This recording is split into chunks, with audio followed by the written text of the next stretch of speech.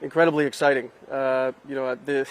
Getting greeted at the airport by the Vasco fans, just the ride through Rio, and understanding the culture and the different parts of the city, ultimately making it to the training grounds bordered by the City of God. I mean, it really just an incredible experience to see everything that everybody in this country knows, which is that Vasco has this incredible tradition and culture that is really ingrained in the Vasco fans, and we're really excited about the ability to preserve that culture, history, and tradition, and to help bring Vasco into the 21st century, and to help restore its place in international football.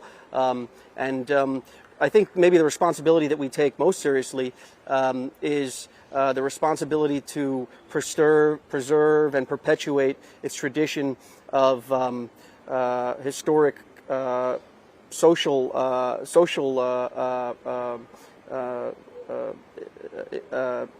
policy, which to us is a unique part of our agenda at 777.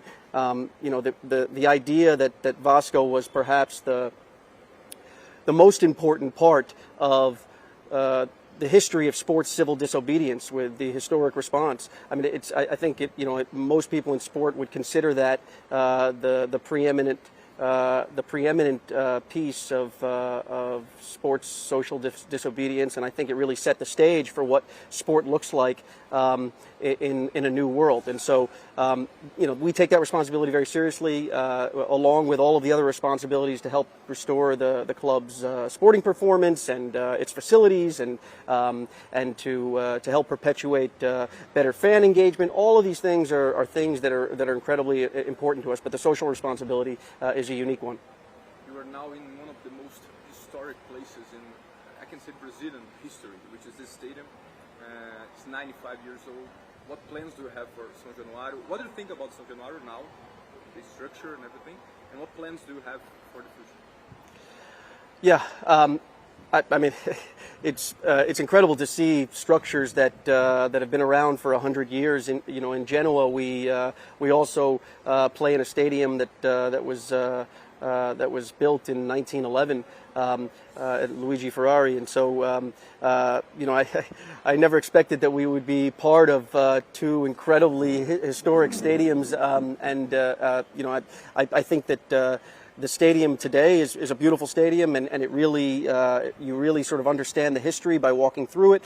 But of course, it could use some improvements and some technology and some commercialization. And so we're excited to be able to provide the resources to do that, and we're hopeful to embark on a project in the coming years where we can completely restore both the parts of the stadium, the facade that are uniquely historically important, but then also modernize it so that it affords the fans a much better fan experience, and allows for better fan engagement, and all of the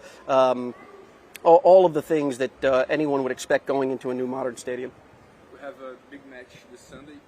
You're staying here to watch it in Maracanã. We know there's a lot of difference between the budgets of Flamengo and Vasco. So and Flamengo won the first match, so they had the advantage.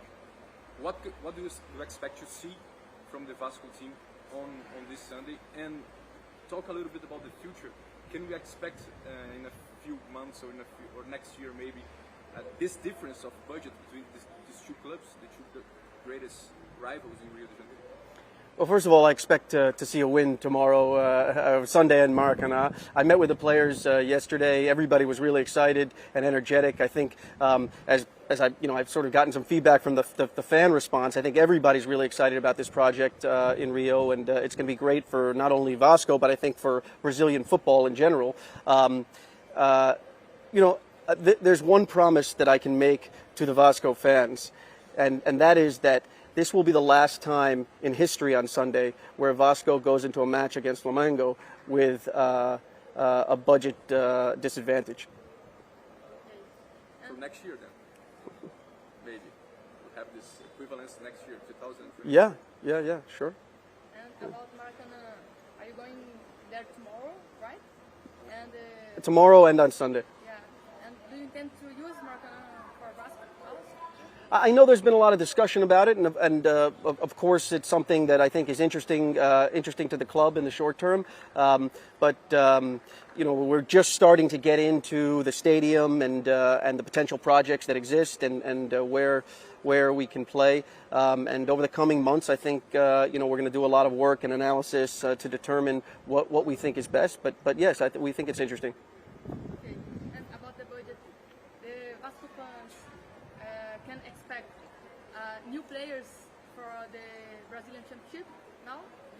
Yeah, so we're working right now as we speak. Our team at 777 and with the Vasco team to try to help identify what the best talent is out there that can help immediately. And I think one of the unique things about 777's participation, not only in Vasco but in other clubs around the world, is that we have this set of resources that exist at our holding company that we can allow everybody to use to help identify best-in-class talent, to help identify you know, the proper trading assets, and to immediately utilize those resources for the benefit of Vasco and the other clubs. And so our team, not only at the holding company but at some of the other clubs, are working to help Vasco right now, and our hope is that we'll have some things to announce in the near future.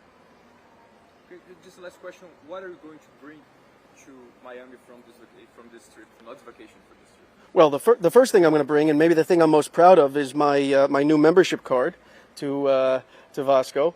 So I think this is one of the more unique things I've ever been given, and I'm going to cherish it, and it'll be framed on my wall in Miami in my office.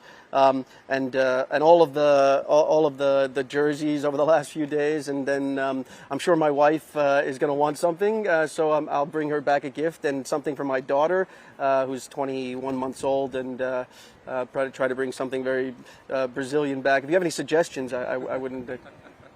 Yeah. She's 21, right? Yeah, she's 21 months old. Ah, 21 months old. Yeah, yeah. Not caipirinha. No, not caipirinha. No, maybe for my wife. Yeah. Maybe for my wife. You are having a meeting with the mayor today, right? We are, yeah. And can you talk about the talks? I think it's just to get to know each other. You know, it's the first time that we're here, and so always great to meet the political leadership. I'm hopeful that we can talk about the facilities and the team and our expansion plans in the future, and build a relationship with him. You know, we want to be a part not only of Vasco, but we want to be a part of the city. We want to help as much as we can to develop around Vasco, so that we become an integral part of the culture